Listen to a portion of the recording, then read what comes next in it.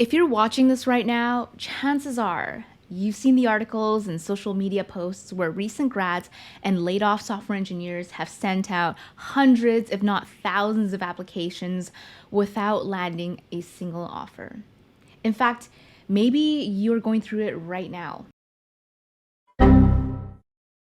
So in this video, I want to talk about my own layoff experience and give you guys some actionable tips on how to get through this really rough period without completely losing your mind. The job market for software devs and other technical roles is really tough right now, especially for juniors and new grads. The experience of sending out tons of resumes and never getting a response back from a human, and the emotional roller coaster that is the job seeking journey is one that I feel like every software engineer has to go through at least once in their career. You probably either have had this experience or maybe you're going through it right now. So I experienced my first layoff, I believe it was during November 2017, right before the holidays. And to make matters worse, it was my first real software development job. Before this, I only worked QA testing and internships. When I first got laid off, my immediate response was a sense of relief.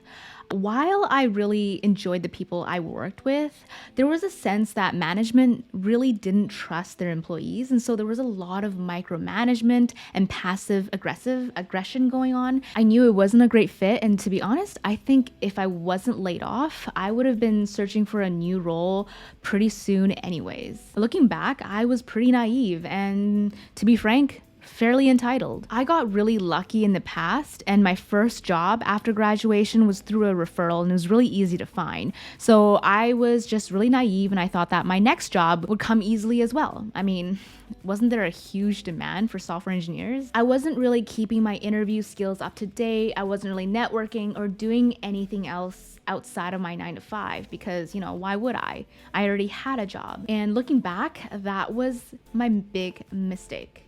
That's what 99% of us do once we get a job. We settle into the path of least resistance. We get to work at 9, drive back home around 5 o'clock, and then we watch Netflix or scroll on your phone for a few hours before bed. This would be okay if it was like 50 years ago and company loyalty was still a thing and you can work for the same company for your entire career. But company loyalty is just not a thing anymore.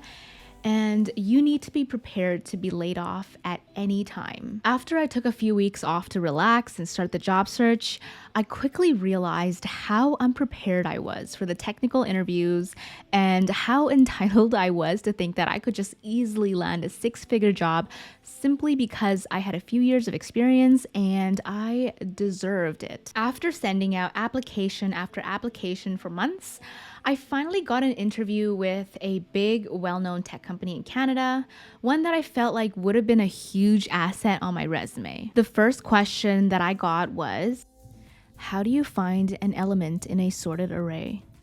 A really basic question, something you'd learn in your first week or so at an algorithms class. So I answered binary search, which was the right answer, and he then asked me, what is the runtime for binary search, and can you prove it to me on the whiteboard?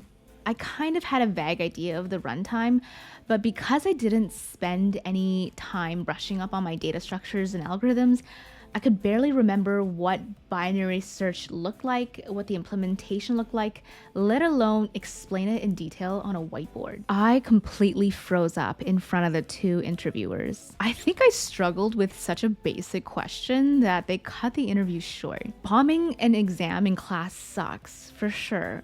But to bomb an interview for a dream job live in front of people looking at you is embarrassing on another level. And I think it's something that a lot of software engineers understand and they fear.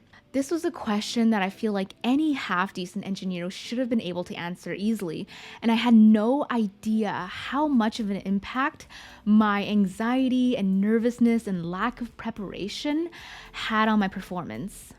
It was a massive reality check. After submitting a ton of applications and bombing a couple more interviews, I started questioning myself. I started asking, like, would I ever find another software job again? Because it just seemed so out of reach at that point. There was a sense of like learned helplessness. If I can't even get past the first technical screen, how in the world was I gonna go through multiple levels of take-home assignments, interviews, technical exams, and negotiation? When was this going to end? What if I never found another job? It felt like every day I didn't have a job, I was just getting more and more desperate because I thought that the gap on my resume between the jobs would just grow larger and make it even harder for me to find my next role. It got to the point where I even started wondering, like a lot of people that I see on Reddit, they start wondering, are they even meant to be in this career, or should they try something else? Do they keep pushing through, or do they give up? Maybe software development is meant for people who are just naturally better at solving logical problems, or maybe they're just smarter in some ways. It just became this dark cloud that would eat at me every single day while I was at the gym or at the grocery store. I remember this one time I was at the gym. I was in there at 8:30, 9 a.m. and I'd see these people rushing out to run to the office, and I'd feel this sense of almost jealousy that at least they had a job to go to and a purpose. Meanwhile, what was I doing? I'd be at home filling out another 5-page application that no one else was gonna read. This was back in the day where there weren't these easy apply buttons on LinkedIn, and I had to actually manually fill out all the information on every single application form. I'm not sure if that's still the case. Correct me if I'm wrong. But it was so demoralizing to spend hour after hour tailoring your resume to each job description and wondering if you're just wasting your time since nobody was gonna read it anyways.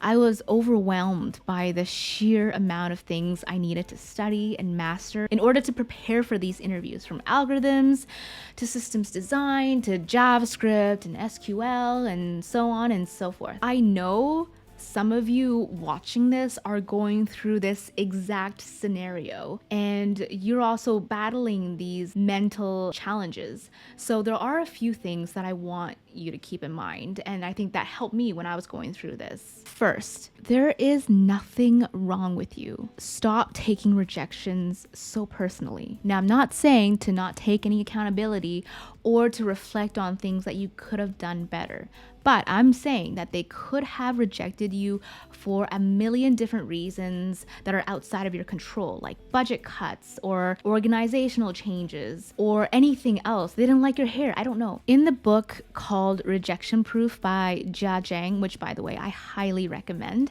he does a lot of real life experiments in order to get comfortable and understand rejection, which is something that everybody fears. One thing that really blew my mind after reading his experience of getting rejected is that it's rarely about the person getting rejected, but it's about the person doing the rejecting. The experiments that he did and wrote about in his book are pretty wacky, like asking Krispy Kreme to make donuts in the shape of Olympic rings, or asking strangers if you can borrow $100 from them. The author did one experiment where he knocked on a stranger's house and asked him if he wanted a flower planted in his garden. So the homeowner says thanks, but no thanks. And the author, Jia Zhang, asks why. The homeowner responded that he doesn't like flowers in his garden because his dog digs them up. It wasn't because Jia's flowers were ugly. He didn't call Jia a clown. He simply didn't need flowers in his garden. The homeowner then suggested that Jia take the flowers to the house across the street because his neighbor loves flowers. So you have to look back and realize that a lot of the times when we get rejected, it's only painful because we internalize it and we make it about us. There's something about us. That's why we got rejected. I'm not saying, again, to take zero responsibility and assume that there's nothing you can do to improve, but just for the sake of your mental health, you need to remember and reframe and understand that there is nothing inherently wrong with you or your abilities. It's just a numbers game, and there's nothing that you can't improve. Secondly, There is zero shame in temporarily taking a job outside of your field. Recruiters and interviewers can sense desperation.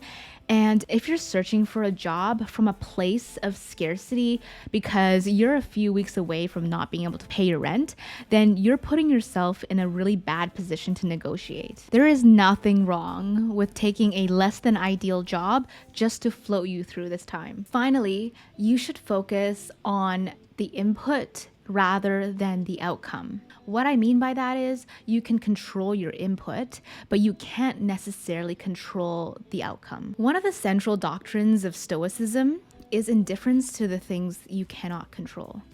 Focus on things that you can control, like sending out a certain number of applications per day, spending a certain number of hours studying your algorithms and data structures. What you shouldn't be doing is spending any time lingering on how many interviews you've bombed or how few responses you've received.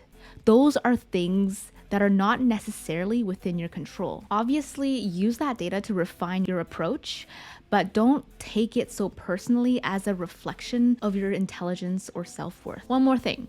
Don't underestimate the power of networking. After, I think it was like 9 months of being unemployed, I got an email from the startup that I interviewed at the year before. And while they went with a different person the first time that I interviewed with them, we still kept in touch. And when they had another position open, he remembered me and offered me a position right away. My first job that I got right after graduation and the one I'm working at currently are both through referrals from people that I kind of knew. So don't forget to go out there and connect with people, and don't forget that people skills really do matter. All right, guys, let me know in the comments below if you're currently stuck in this infinite application loop or if you've gone through something similar. Remember that finding your dream job is still mostly like a numbers game, so it's only a matter of time before you land your next one. All right, thanks so much for watching, and I'll see you in the next one.